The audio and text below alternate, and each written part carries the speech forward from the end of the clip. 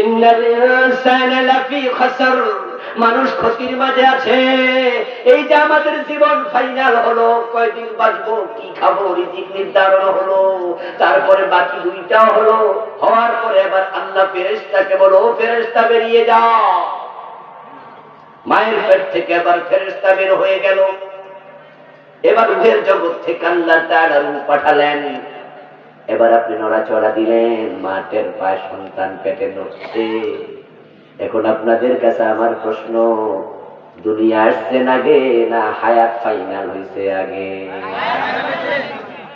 এবার দুনিয়া আসার পরে হায়াত বাড়ে প্রতিদিন না প্রতিদিন কমে? এটাই হলো ইন্নাল ইনসানা লাফি খাসর।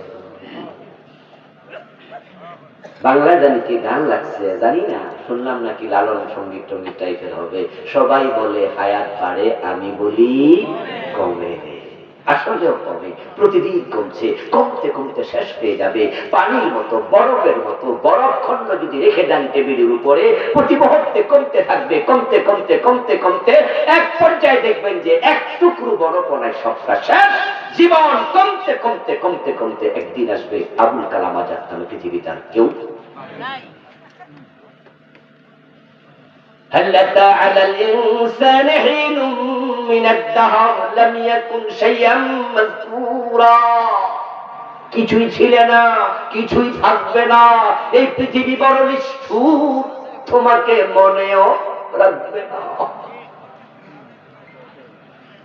একটা সময় আসবে তোমার জন্য আজরাইল ছাড়া কেউ অপেক্ষা করবে না। হতেও পারে এমন সময় তোমার জীবনে আসবে, তুমিও মৃত্যু ছাড়া কারোর জন্য অপেক্ষা করবে না।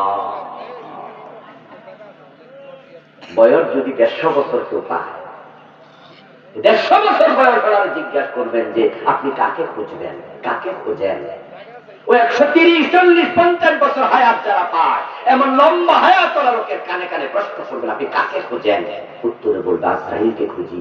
এত লোকের কাছে আসে, আমারে কি দেখে না? কেন আমি বলি না? কারণ এই পৃথিবী তাকে কিচ্ছু দিবে না, কেউ তাকে খোঁজ নেবে না। বয়স 60, অফিস বলবে ভাই ভাই গুড বাই, চলে যান বাড়িতে, আপনি অবসর। এই যে আমাদের বাসার ডক্টর, আপনাদের এলাকার বড় শিক্ষিত মানুষ, বললেন কি এলাকায় আসতে পারি না ব্যস্ত, অথচ বয়স যখন 60 হবে ওনার অফিস ওনাকে বলবে গুড বাই, চলে যান। ওনার বা বউ বলবে বয়স যখন 70-80 বছরে যাবে, তখন বউ আস্তে করে দুনিয়া থেকে চলে যাবে, একা হয়ে যাবে। ওই 70-80 বছর বয়সে হাঁটতে চলতে মানুষ পারে না, তখন নাতি নাতকুর আস্তে করে সরে যায়। ছেলে মেয়ে পর্যন্ত বাবার কাছে কয়বার যাবে, বিছনা প্রস্রাব করে, পায়খানা করে, দুর্গন্ধের কারণে আপনার ঘরেও হয়তো কেউ ঢুকবে না। শুধু আপনার পায়খানা পরিষ্কার করার জন্য হয়তো একটা কাজের লোক রাখতে, আর সেও নাকের মাঝে ধরে চাপ মেরে তারপরে ঢুকবে, কোন রকমে লুঙ্গিটা টাইনা খুইলা ধুইয়া দিয়া দৌড় মারবে। রাতের 2টা বাজে আপনি জেগে উঠবেন, শরীরটা ভালো না, প্রস্রাব করে বিছনা ভিজায় ফেলছেন, পায়খানা করে দিয়েছেন। এখন রাতের 2টায় কে আসবে? কে আসবে? কেউ নাই, বউ নাই, বাচ্চা নাই, পোলাপান আসবে না, কাজের লোক আসবে না। ওই সময় আপনার মন বলবে আজরাইল তুই কোথায়, আমার কেন দেশ না?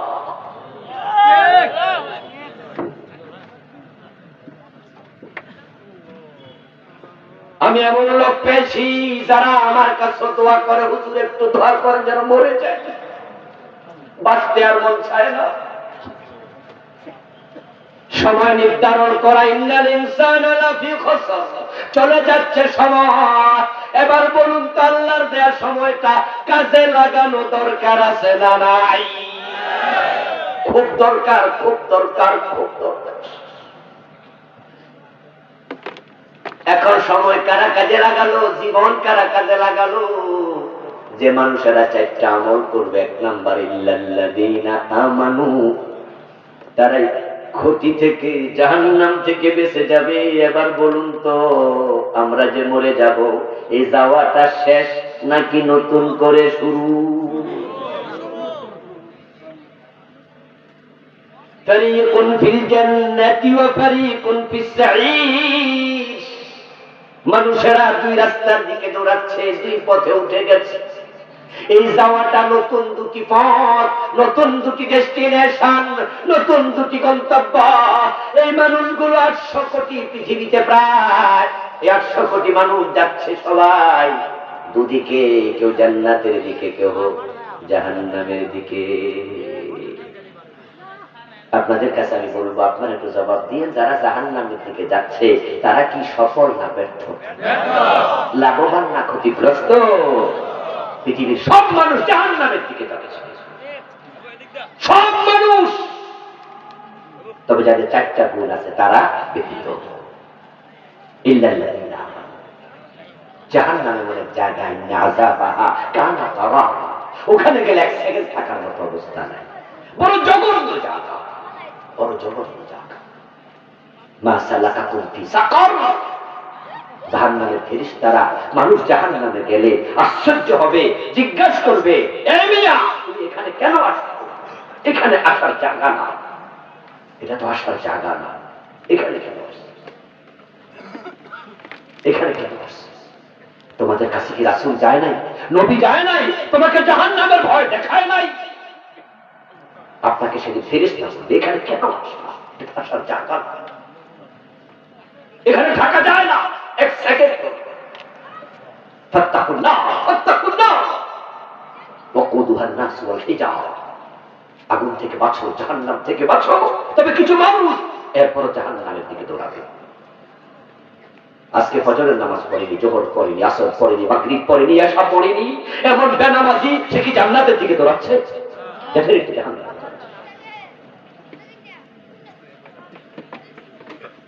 আজকে মিছিল করেছে, সারাদিন মিছিল করেছে, সামনে মিছিল করবে, আগামী মাস করছে, পরের মাস করবে। তার মিছিলে নারে তাকবীর বলা যায় না, আল্লাহু আকবার বলা যায় না। তার মিছিলে নেতার নাম বলতে হয়, শুরুতে অমক নেতা, তমক নেতা বানাইছে আল্লাহ, তার তাকবীর দিতে পারো না। এমন মিছিলে যারা যায় সবগুলো জাহান্নামের দিকে দৌড়াচ্ছে।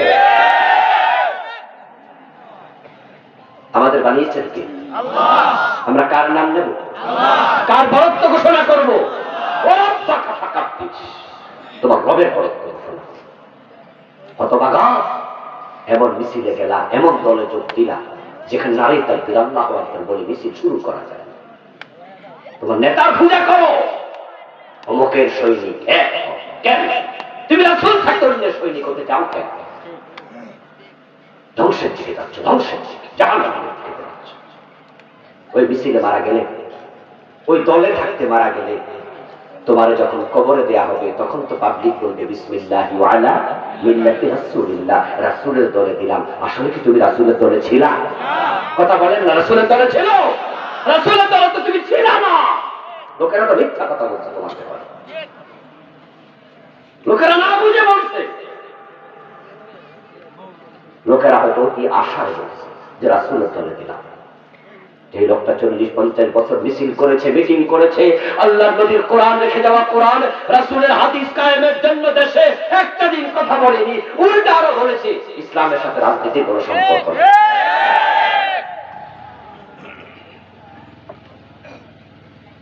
রাসূলুল্লাহ মুহাম্মদ সাল্লাল্লাহু আলাইহি সাল্লাম 10 বছর মদিনা চালালেন কোরআন দিয়ে, আর তোমাকে আল্লাহ তাআলা বাংলাদেশ নামক ভূখণ্ড তোমাদের হাতে তুলে দিয়েছে।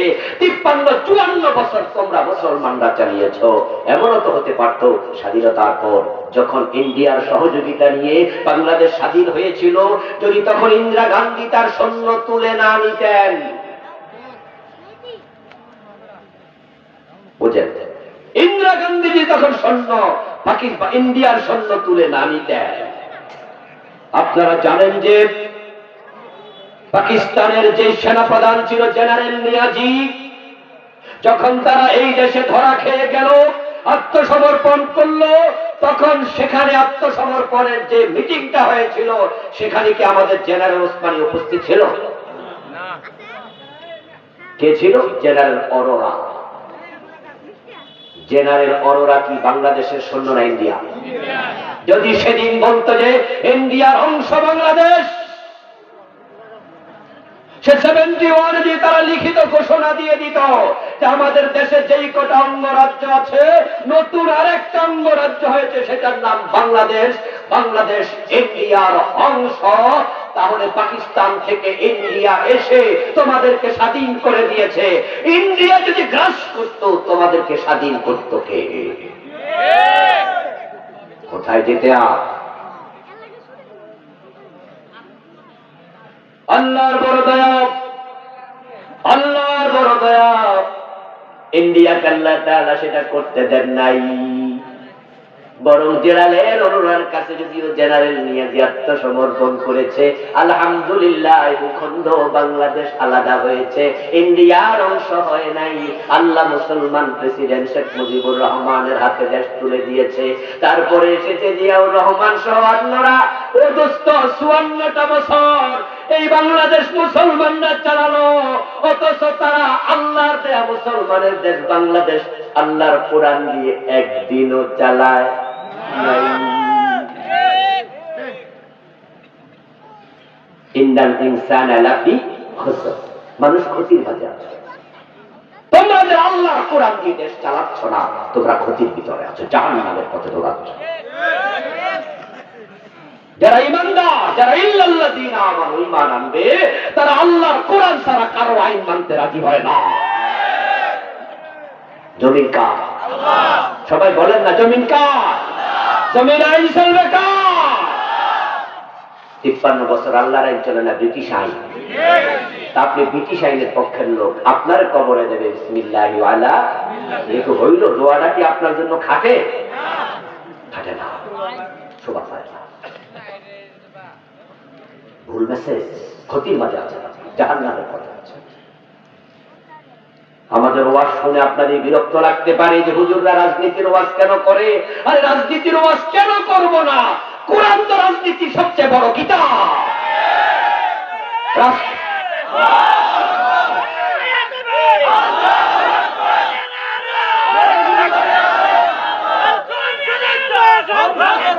আমার প্রিয় রাসূলুল্লাহ সাল্লাল্লাহু আলাইহি ওয়াসাল্লাম হচ্ছে রাজনীতির সবচেয়ে বড় গুরু, সবচেয়ে বড় শিক্ষাবিদ। তাম পৃথিবী মুসলমান থেকে রাজনীতি শিখছে। নবীজি আল্লাহর আইনে দেশ চালালেন 10 বছর। আবু বকর, ওমর, ওসমান, আলী, 4 জন সাহাবী রাদিয়াল্লাহু তাআলা আনহুম, তারা দেশ চালালেন 30 বছর। 30 আর 10 কত? হযরত মুআবিয়া রাসূলের একজন বড় সাহাবী, তিনি আবার খলিফা ছিলেন, তিনি আমির ছিলেন 20 বছর। তাহলে কত বছর হলো? তো 60 বছর তো রাসূল এবং তার সাহাবারা দেশ চালিয়েছে। ওমর তো অর্ধ দুনিয়া চালিয়েছে। ওমর যদি অর্ধ পৃথিবী চালাতে পারে, ওনার ইসলামী রাষ্ট্রের সীমানা ছিল 50 লক্ষ বর্গ মাইল, আর বাংলাদেশ মাত্র 56,000 বর্গ মাইল। 56,050 লক্ষ। হযরত ওমরের ইসলামী রাষ্ট্রের সীমা ছিল বাংলাদেশের মতো প্রায় 100টা রাষ্ট্রের সমান। এই কোরআন যদি অর্ধ পৃথিবী চালাতে পারে, আপনাদের কাছে আমার জিজ্ঞাসা, 56,000 বর্গ মাইলের বাংলাদেশ চালানোর ক্ষমতা আল্লাহর কোরআনের আছে না নাই? বাংলাদেশে কোরআন আছে না নাই?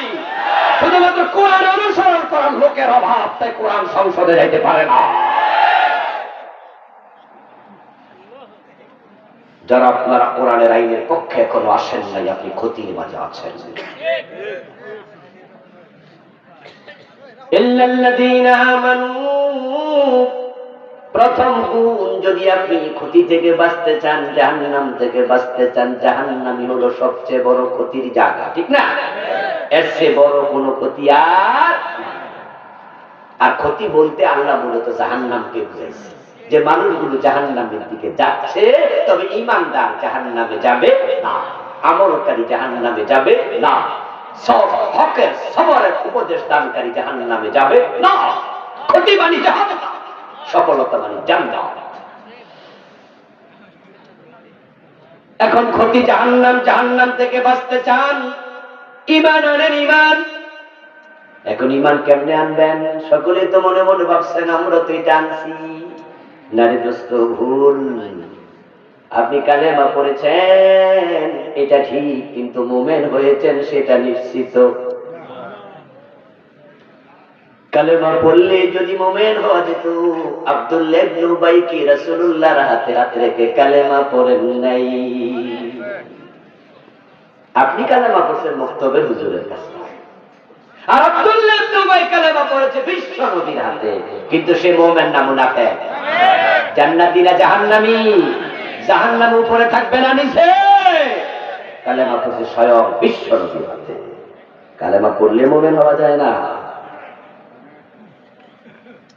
গিরিশচন্দ্র সেন যখন কোরআনের বঙ্গানুবাদ করে তখন কি লা ইলাহা ইল্লাল্লাহ এই শব্দ বাদ দিছিল? এটার অনুবাদ করে নাই, এটা পড়ে নাই, এটা লিখে নাই, এটা গবেষণা করে নাই। গিরিশচন্দ্র সেন কি কালেমা পড়ে মুমিন হয়ে গেছে? যারা কাদিয়ানি তারা কি কালেমা পড়ে না? তাদের মুয়াজ্জিনকে আযানে বলেন আশহাদু আল্লা ইলাহা ইল্লাল্লাহ, আশহাদু আন্না মুহাম্মাদুর রাসূলুল্লাহ। তো কাফের কেন কাদিয়ানি? কালেমা তো পড়ে প্রতিদিন 5 বার কানে আঙ্গুল দিয়ে আযান দেয়। কাদিয়ানি মুয়াজ্জিন কেন কাফের হবে? সে তো কালেমা পড়ে। কাদিয়ানিরা যারা, তাদের নামাজে কি আত্তাহিয়াতু নাই? তার তাহিয়াতুর মাঝে আশহাদু আল্লা ইলাহা ইল্লাল্লাহ ওয়া আশহাদু আন্না মুহাম্মাদান আবদুহু ওয়া রাসূলুহু নাই?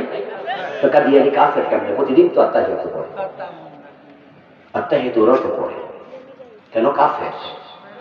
বেঈমান, কারণ তারা যতই কালেমা পড়ুক কোরআনের একটা আইন মানে না, একটা বিধান মানে না, একটা মেসেজ মানে না, সেটা হচ্ছে বিশ্বনবী, শেষ নবী, খাতামান নবীর মানে না। আমার প্রিয় ভাইয়ারা, ঈমানদার হওয়ার জন্য শর্ত কি? ইল্লাল্লাযীনা আমানু। ঈমানদার আপনি তখনই হবেন যে কোরআন মাজিদের বিসমিল্লাহর বা থেকে মিনাল জিন্নাতি ওয়ান নাসের সিন পর্যন্ত সবটা মানতে যখন রাজি থাকবেন। এটা সবটা মানার মানসিকতা নিয়ে পরে কালেমা পড়তে হবে। শুধু কালেমা মুখে পড়তে হবে। আপনাদেরকে প্রশ্ন করি, জানলে একটু জবাব দিয়েন। শয়তান ইবলিস মুমিন না কাফের? সে আল্লাহর কয়টা আইন মানে নাই? ও দোস্ত, চোর ধরে হাত কাটো, ডাকাত ধরে শুলে দাও, জানা করলে 100 বেত লাগাও, এই কথাগুলো আল্লাহর কোরআনে আছে না নাই? এই চোর ধরে হাত আপনারা 54 বছরে কয়দিন কাটছেন? জানা করলে 100 বেত কয়দিন লাগাইছেন? বিবাহিত লোক জেনাকারী পাথর মেরে হত্যা করছেন কয়জন? হযরত ওমর তো নিজের ছেলে মদ খাইছে, তাকেও ছাড় দেন নাই। আমাদের দেশে মাদক সেবীকে 80 বেত দিচ্ছেন কয়দিন? আমার আল্লাহ বলে আলা লাহুল খালকু ওয়াল আমরু ইনিল হুকমু ইল্লা লিল্লাহ। আইন শুধু আমার, কারো আইন মানা যাবে না। আমার আইনে দেশ চালাও, সমাজ চালাও, আদালত চালাও। ওমান লাম ইয়াহকুম বিমা আনজালাল্লাহু ফাউলাইকা হুমুল ফাসিকুন জালিমুন কাফিরুন। আমার আইনে দেশ চালাবে না, বিচার করবে না, তারা ফাসিক, তারা জালেম, তারা কাফের। কয়দিন আল্লাহর আইনে চালাইছেন? শয়তান মানে না একটা, বাংলাদেশি লোকেরা মানে না কয়টা? তো সেই কাফের হলে, বেঈমান হলে আপনি ঈমানদার কেমনে হলেন? জোর করে বুঝি।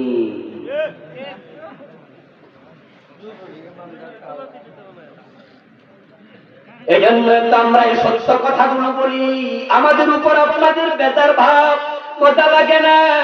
শুধুমাত্র হক কথা বলার কারণে, আল্লাহর জমিন, আল্লাহর আইনের কথা বলার কারণে আল্লামা সাঈদীর মতো লোককে জেলে ঢুকায় 13 বছর রেখেছে।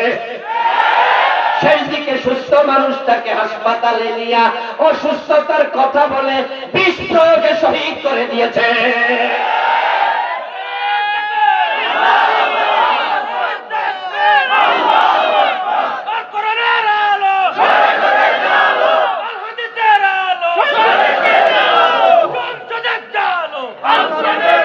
আমার প্রিয় ভাইরা, আপনারা তো আল্লাহর আইন করেন না, মানেন না, চান না। আমরা যারা চাই আমাদেরকে সহ্য করেন না। আপনি কেমনে মোমেন থাকবেন? আমরা কি বাপদাদার আইনের কথা বলি? আমরা দলের কথা তো বলি না, বলি না তো দলের বলবেন। আজ পর্যন্ত কোনো মহামারী কোনো দলীয় নাম নিয়ে বলেছি? আমরা আল্লাহর কোরআনের কথা বলি। আল্লাহর কোরআন যদি আপনি কায়েম করেন, আল্লাহর কসম আমরা আপনার সাথেও আছি।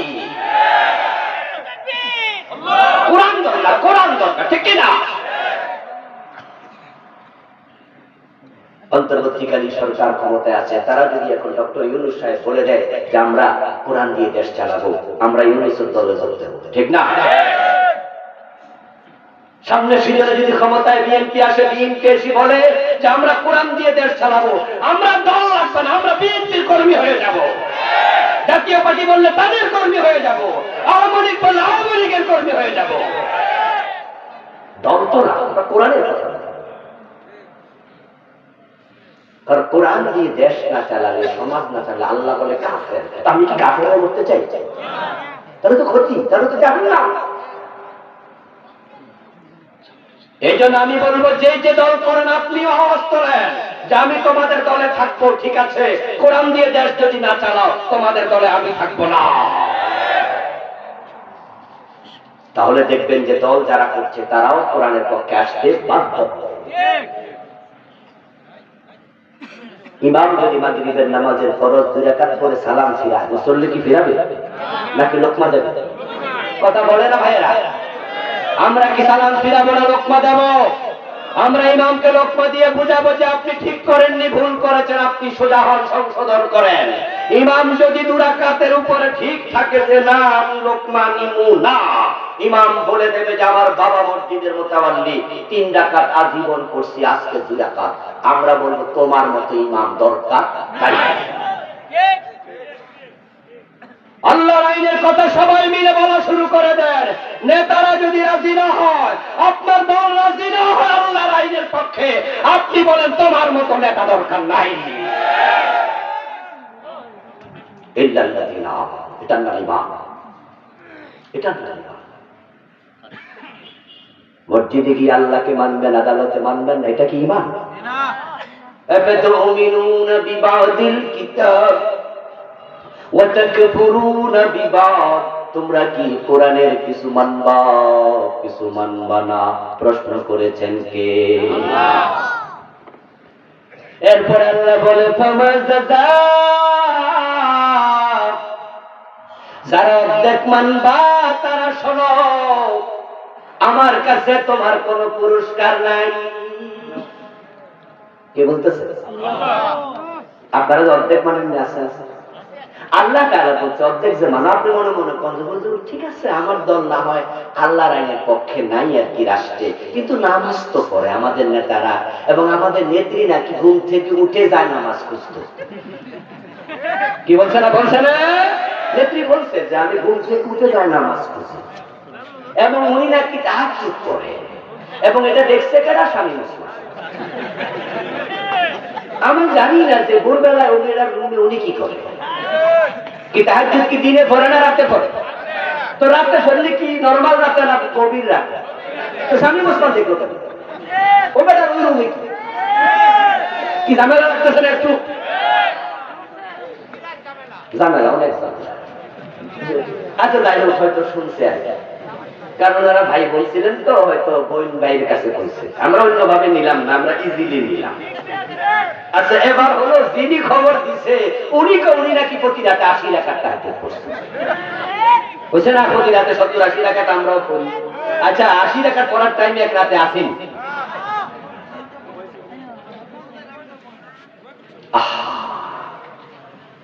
আমার দোস্ত আপনি বলবেন যে না আমার নেত্রী কোরআন পড়ে, আমার নেত্রী নামাজ পড়ে, আমরাও নামাজ পড়ি। হ্যাঁ হুজুর, সুদের একবারে আপনারা কোন যে রাষ্ট্রীয় ভাবে সুদ বন্ধ করো, আমরা হয়তো সেটা পারি না, আমরা করি নাই। হুজুর আপনি বলতেছেন আল্লাহর আইনে দেশ চালাও, ওইটা আমরা পারি নাই। চোর ধরে হাত কাটো, সেটা আমরা পারি নাই। ডাকাত ধরে শুলে দাও, সেটা আমরা করি নাই। জেনা করলে পাথর মারো, সেটা আমরা করি নাই। মদ খাইলে 80 বেত লাগাও, সেটা আমরা করি নাই। তবে রোজা তো রাখছি, নামাজ তো পাঠ করছি, কিছু তো করছি। আমার আল্লাহ কয় ফামাজাজা, যারা অর্ধেক মানো তাদের কোনো পুরস্কার নাই।